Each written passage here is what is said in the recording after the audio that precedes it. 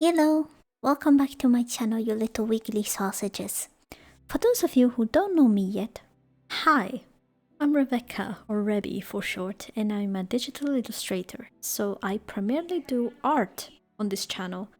However, I am also a dungeon master, and as such, I love to make handouts for my players.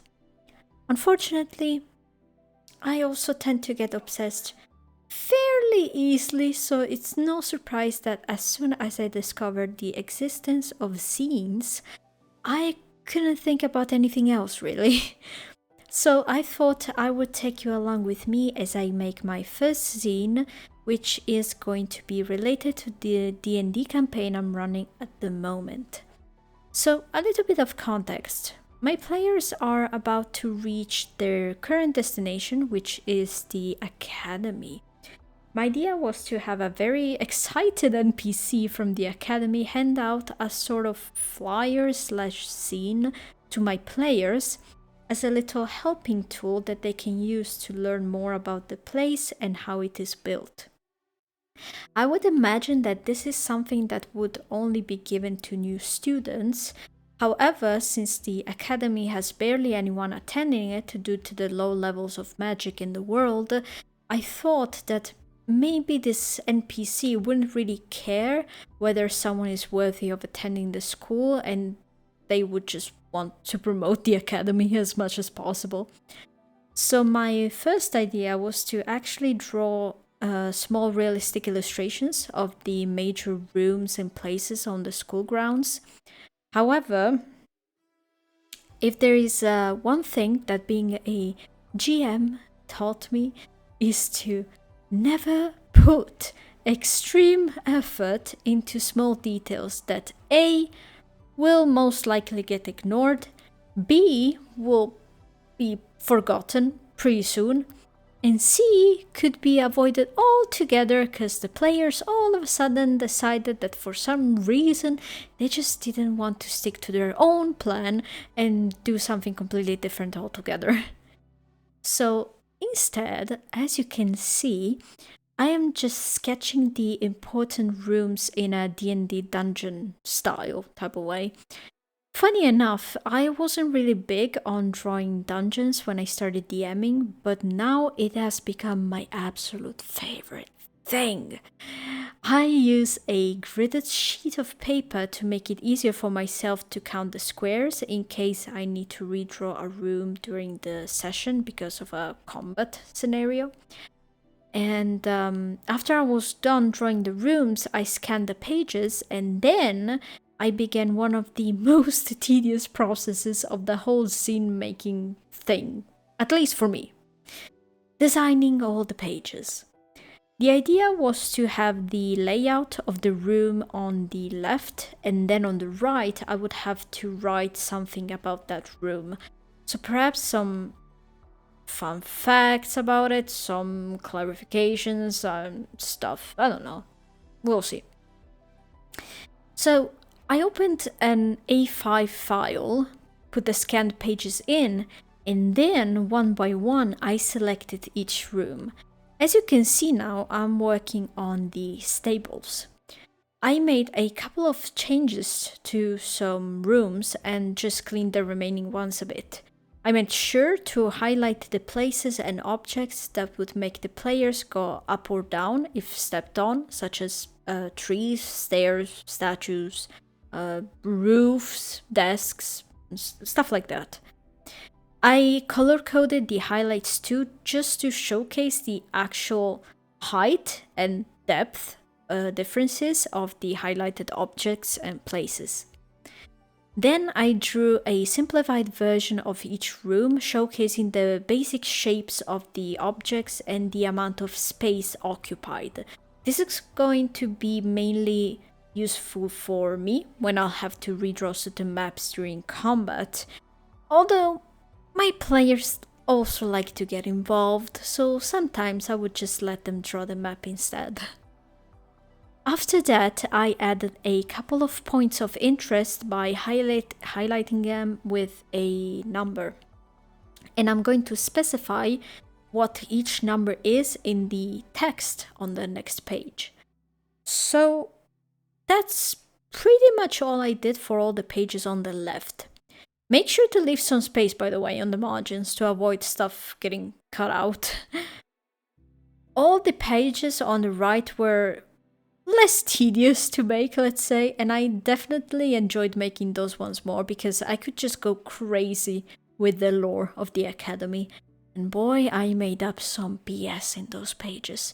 But that's D&D for you. Lots of improv and an insane amount of BS. But that's why we all love it now, isn't it? Once I made all the pages, I opened an A4 file and added each page one by one. Now, to print a zine, you need your pages to be in a certain order. Otherwise, the final product won't make much sense. Basically, you start with one page, which is going to be page 1 in this case, and it's going to be on the right side of the sheet of paper, or top side if you're viewing the page like I'm doing. And then you add the very last page, aka the back cover of the zine, right next to it on the left. And for the rest of the pages, you want to alternate them. So page 2 is going to be on the left or bottom, with the one before the last page on the right. And you just have to keep alternating and shift the position while taking a page from the top of your list and pair it with a page from the bottom of your list. Oh yeah, I also forgot to mention that in order to make a zine, your page number needs to be able to get divided by 4. For example, I had a total of 32 pages. Page 1 got paired with page 32, page 2 with page 31, page 3 with page 30, and so on and so forth. I really hope you get the idea. Once everything was done, I had 16 pages ready to be printed. However, I only needed 8 sheets of paper because I wanted a double-side print, which my printer cannot do. So I started off by printing the odd pages, and once they all came out, I made sure that they were still facing my way. I didn't touch them, I didn't do anything, I just let them come out, and then I flipped them this way. After that, I printed the even numbers on the back of each page.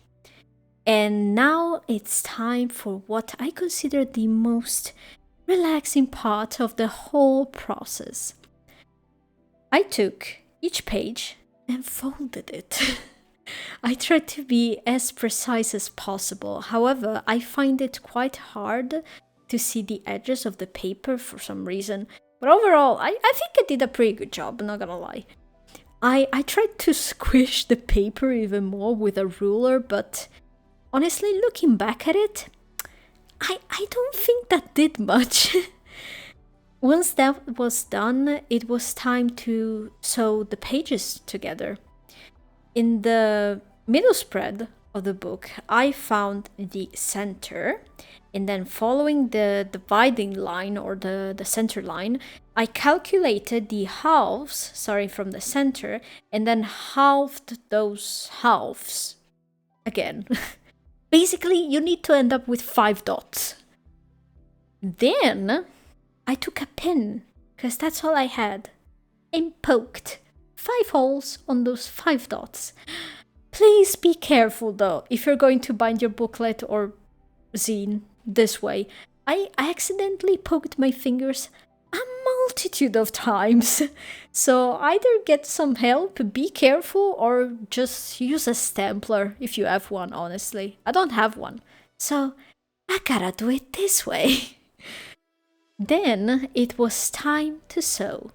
I found a very useful video that explained how to do this, and I'm just going to leave a link in the description because I definitely cannot explain this process as well as they did. But basically, imagine giving a number to each hole starting from the top. All you gotta do is go through the holes in this order: 3, 2, 1, 2, 4, 5, 4, 3. And that's it. Here is the first zine I have ever made, and I feel accomplished. I hope my players will appreciate this as well.